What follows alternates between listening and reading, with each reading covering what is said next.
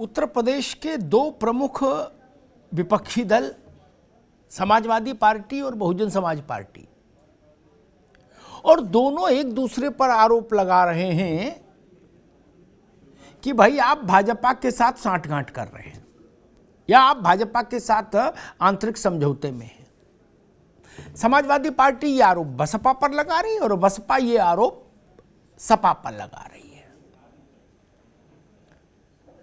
और इसके बीच में दोनों की मंशा है कि जो उत्तर प्रदेश का अल्पसंख्यक मतदाता है, यानी मुस्लिम मतदाता है विशेष रूप से, उसको कैसे अपने पाले में किया जाए।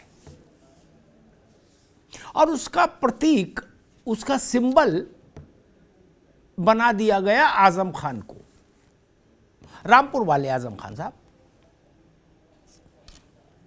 रामपुर में समाजवादी पार्टी हारी और भाजपा जीती, तो मायावती जी ने उस पर प्रतिक्रिया दी कि रामपुर में सपा की हार, आजम खान की हार, और मैनपुरी में सपा की जीत, ये भाजपा और सपा के बीच हुई सांठगांठ का नतीजा है। और वो यही नहीं रुकी, उन्होंने इसके आगे कह दिया कि मुस्लिमों को सावधान रहना होगा, नहीं तो उनके साथ ऐसे ही धोखा होता रहेगा जैसा रामपुर में हुआ। स्वाभाविक है, इसके बाद तो उत्तर देना बनता है समाजवादी पार्टी का। मतलब समाजवादी पार्टी के मुस्लिम वोट बैंक को इस ढंग से अगर मायावती जी मैसेज भेजेंगी तो स्वाभाविक सपा अपनी कुंडी तो लगाएगी। तो समाजवादी पार्टी की ओर से खुद अखिलेश जी उतरे मैदान में और उन्होंने कहा कि भाई बसपा केवल वही बोलती है, वही करती है जो भाजपा उससे कहने और करने को कहती है। बसपा का सारा खेल भाजपा पर आश्रित है और बसपा और भाजपा में सांठगांठ है। अखिलेश जी ने कहा कि तमाम पिछले ऐसे उदाहरण सामने हैं जो बताते हैं कि मायावती जी की पार्टी वही उम्मीदवार भी उतारती है जिससे भाजपा का है तो।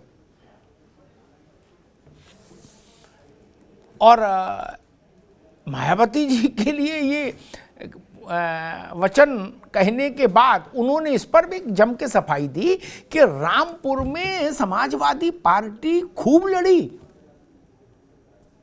प्राणपण से लड़ी,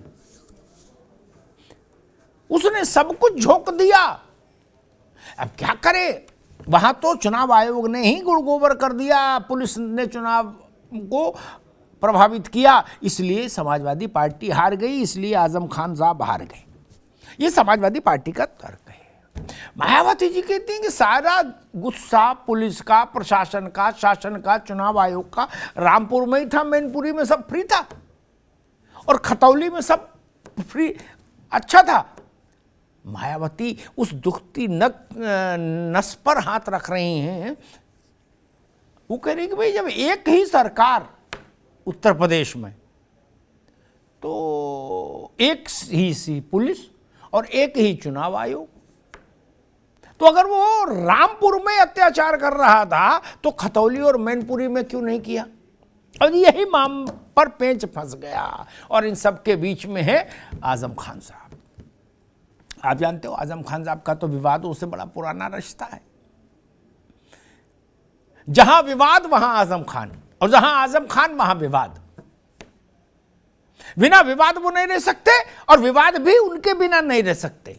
हम बने तुम बने एक दूजे के लिए, गाना है ना, वैसे ही समझ लीजिए आप।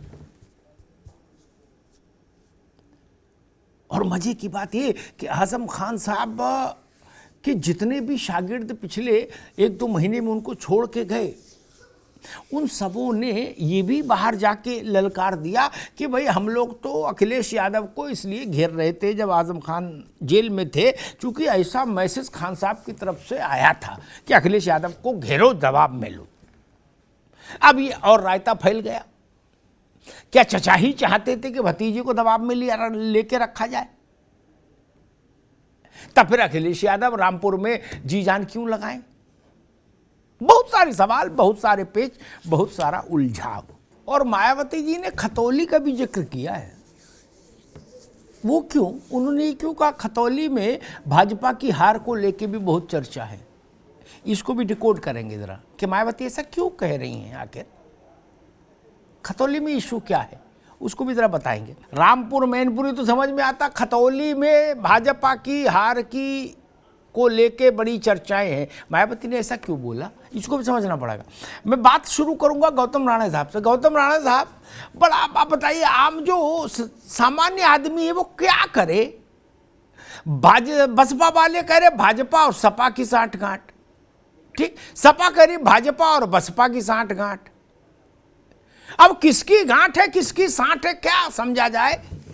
और बीच में आजम खान साहब हैं, उनका कुर्ता एक तरफ से कोई खींच रहा, दूसरी तरफ से दूसरा खींच रहा। मेरी समझ ये कहती है कि मायावती जी ये कहना चाह रहे हैं खतौली को लेके कि वहां चंद्रशेखर की पार्टी ने अलायंस किया आरएलडी के साथ, समाजवादी के साथ, और परिणाम आ गया।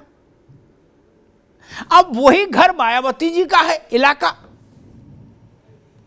भी गाजियाबाद से लेके सहारनपुर तक मायावती जी का घर ही मान लो। परिवार भले बादलपुर का हो लेकिन पश्चिम में है। अब वहां अगर चंद्रशेखर रिजल्ट दे सकता है तो ये तो घंटी नहीं घंटा है खतरे का। इसलिए मायावती जी ने खतौली को भी उल्लेख किया। सामान्य राजनीतिक समझ वाला व्यक्ति चौंक जाएगा कि भाई खतौली में क्या है, खतौली में ये है। खतौली में संकट छोटा नहीं है। अगर पश्चिम में चंद्रशेखर रिजल्ट देने लगा चुनाव में तब तो भैंस डूब जाएगी पानी में। यही तो समस्या है। मसला क्या है? मायावती जी कह रही हैं कि भाजपा और सपा ने मिलके आजम खान के रामपुर को हरवा दिया, भाजपा को जितवा दिया। एक समाजवादी पार्टी कह रही है कि हमने तो भाई पूरी मेहनत की, जितनी कर सकते थे जी जान लगा दी। अब वहाँ पुलिस और चुनाव आयोग ने ऐसा ऐसा कहर बरपाया कि नहीं जीत पाए। आजम खान साहब अभी तेल और तेल की धार देख रहे हैं। वो देख रहे हैं कि हमारा कुर्ता दोनों लोग खींच रहे हैं, बसपा वाले भी सपा वाले भी, तो उनका बोलना अभी बाकी है। हालांकि उनके शागिर्द बोल रहे हैं। आजम खान का वोटिंग राइट हिंदुस्तान की किसी हुकूमत ने नहीं लिया, ना स्टेट की ना केंद्र की। कोई हुकूमत वोटिंग राइट ले भी नहीं सकती किसी का, अदालत ने लिया। इन्हें अभी नहीं आएंगे कहते, जब बावरी आई तब। कोई अदालत ले, कोई हुकूमत ले भी नहीं सकती किसी का वोटिंग राइट, ये भी जान लीजिए। न प्रधानमंत्री, न मुख्यमंत्री, न राष्ट्रपति, अदालत ही लेगी। इसलिए, और अदालत आजम खान नाम है उनका, इसलिए वोटिंग राइट न ले, ये ठीक नहीं। बाला साहब ठाकरे का भी वोटिंग राइट ले लिया था, ये तर्क ठीक नहीं। बाल ठाकरे का भी वोटिंग राइट छीन लिया था अदालत ने। क्या इसलिए न छीना जाए कि ये हिंदू है, ये मुसलमान है, केवल बौद्ध का छीनेंगे फिर क्या? ना, जो गलती करे अदालत निर्णय दे उसको स्वीकार करना चाहिए। उसमें आजम खान को कोई विशेष प्रिविलेज नहीं मिलना चाहिए इसलिए कि वो मुसलमान है। ना, अदालत की नजर में हिंदू मुसलमान नहीं हो, कम से कम बाकी सब जगह तो हो ही रहा है, वो तो ठीक ही है कुश्ती, लेकिन अदालत में ये कुश्ती नहीं हो, नहीं तो फिर मामला ज्यादा खराब हो जाएगा। बहन जी कह रही है कि समाजवादी पार्टी ने भाजपा से मिलके आजम खान का मामला खराब करा दिया रामपुर में। उसके पीछे वो बताना ये चाह रही है कि भाई मैनपुरी और खतौली में न चुनाव आयोग ने कहर बरपाया, न पुलिस ने, न शासन ने, न प्रशासन ने, सारा कहर इकट्ठा करके रामपुर में बरसाया। क्या मुझे याद है सैफ खान,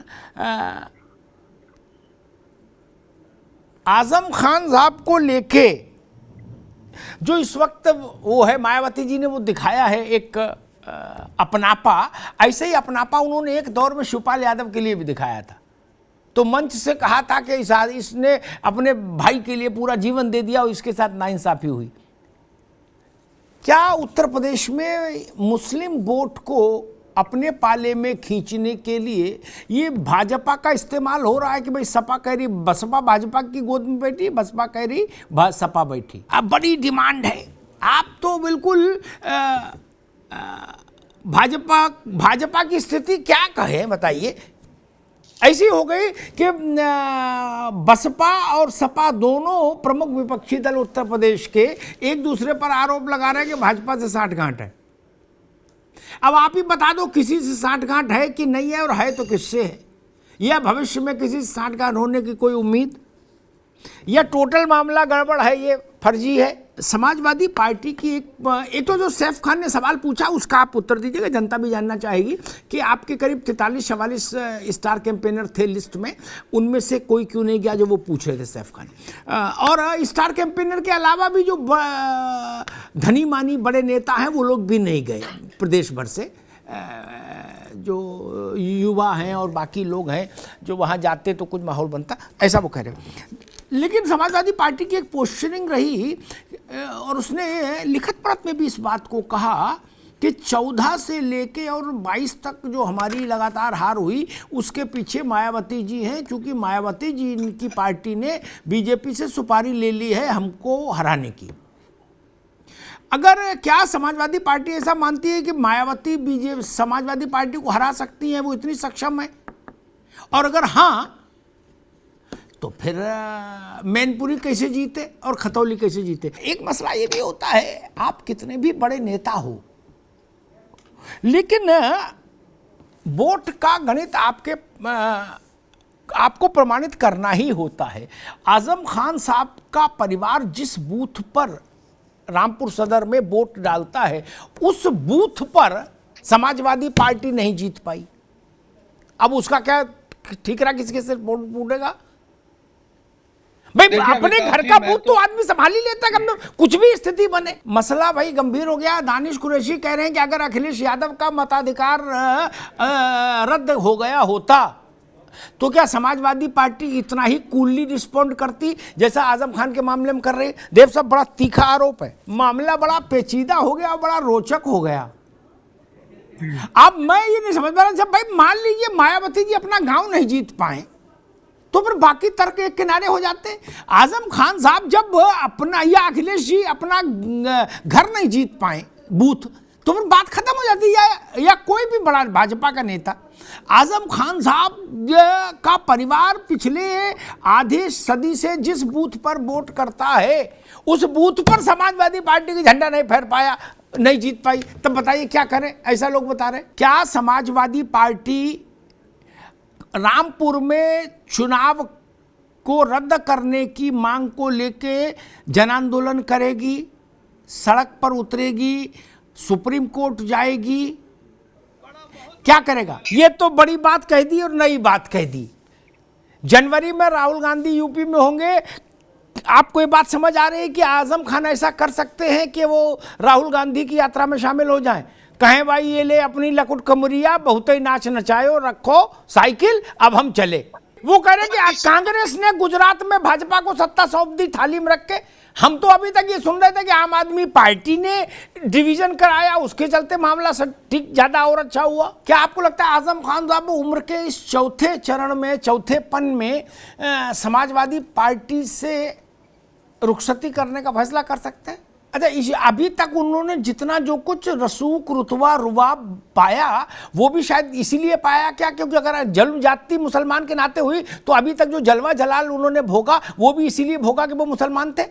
मसला ये नहीं है, ये देखिए अदालत ने अगर उनका अधिकार लिया है तो वो अदालत में लड़ेंगे, वो यहाँ डिस्कस नहीं हो सकता। या आप अदालत में जाइए, एक संशोधन के लिए याचिका लगाते, या गांधी का रास्ता चुनते, असहयोग आंदोलन शुरू कर देते। सो तो कुछ किया नहीं, ठंड में कौन निकले? गाल बजाने, तो गाल बजाने से तो काम नहीं चलेगा भैया। दूसरी बात मैं कहूं, मैं इस बात से सहमत नहीं जो बात गौतम राणे ने उठाई कि भाई 30%, 33%, 40%। हिंदुस्तान में कुछ सरकारें छोड़ दो, 71 की सरकार छोड़ दो, 77 की छोड़ दो, 84 की छोड़ दो, अभी वाली बीजेपी की छोड़ दीजिए, कुछ सरकारें छोड़ दीजिए, तो सारी सरकारें केंद्र में 26%, 27%, 28%, 30% वोट पे बनी। सब असंवैधानिक हो जाएंगी क्या? ये क्या बात हुई? कहीं लिखा है ऐसा क्या? ना, ऐसा तो कहीं नहीं लिखा।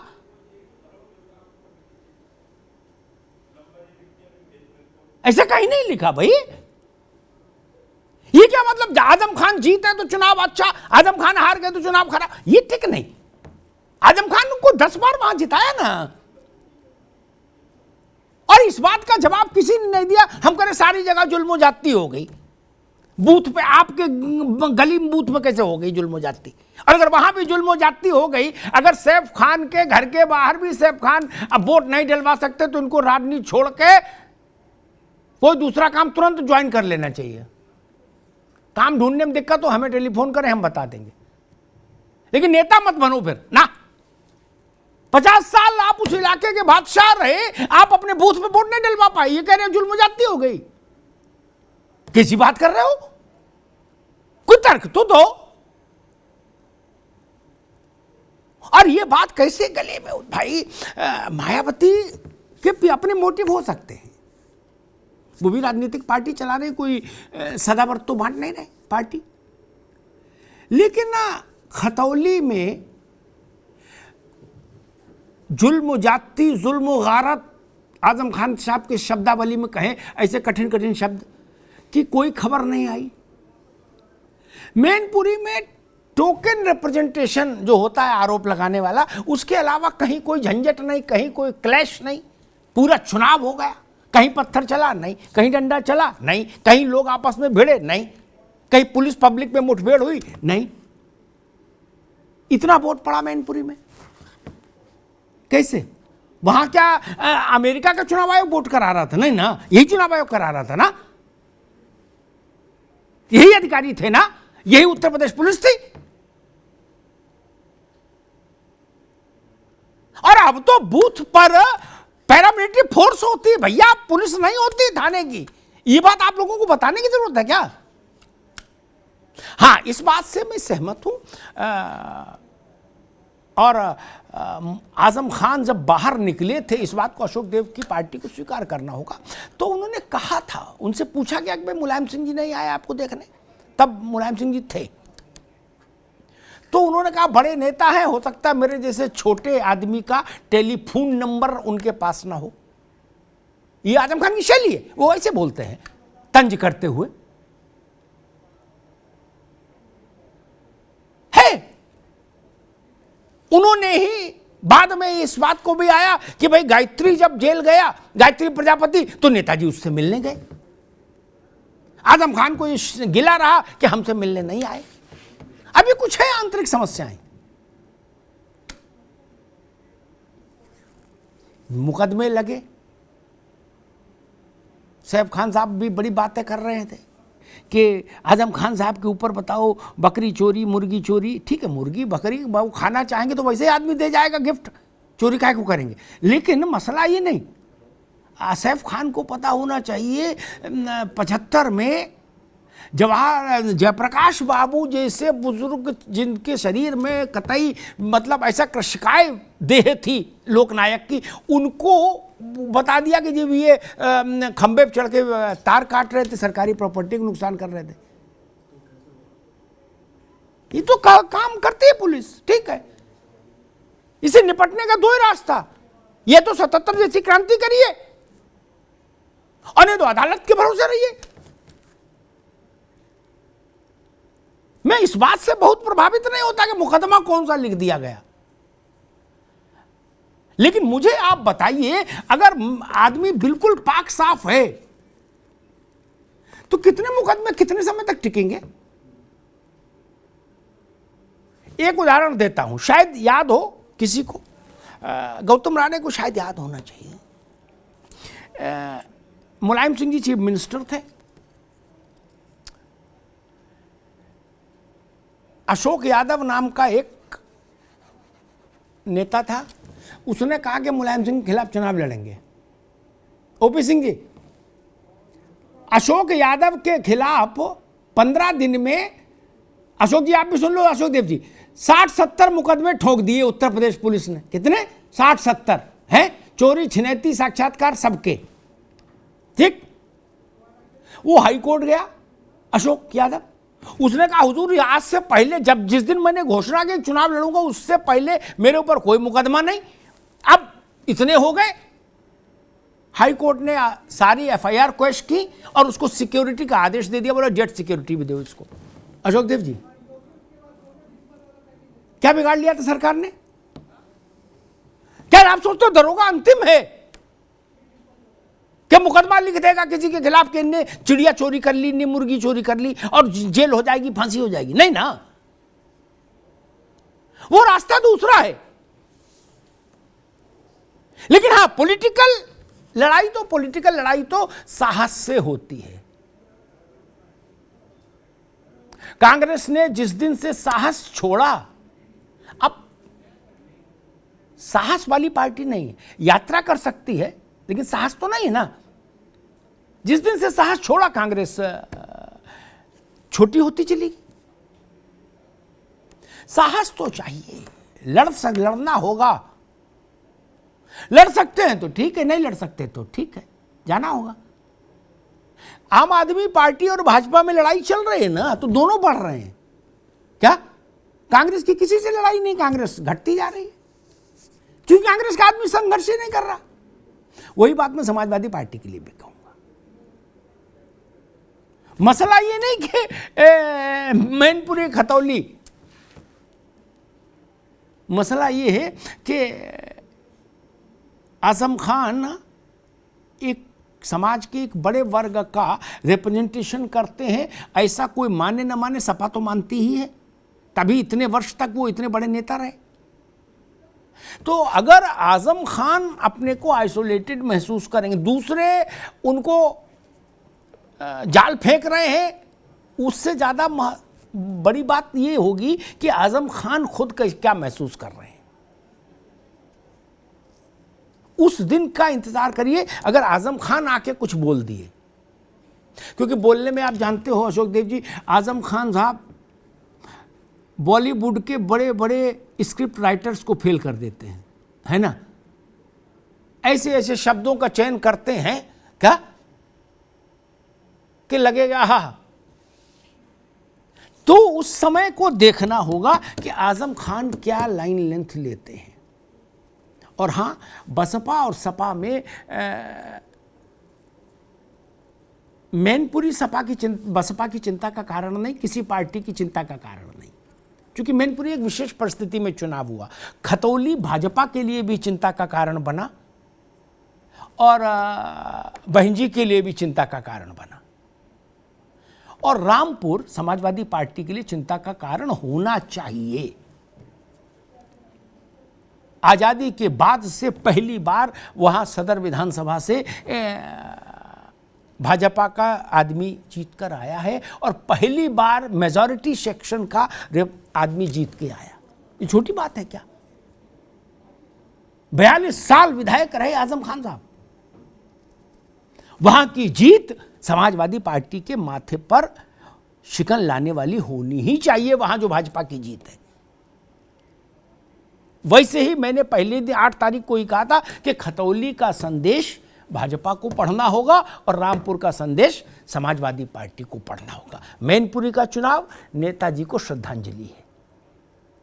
जो बात अशोक देव ने कही, सारे वर्ग का वोट मिला, हाँ ठीक बात है, क्योंकि उस इलाके का हर आदमी नेताजी के प्रति श्रद्धांजलि देना चाहता था। ये मसला है।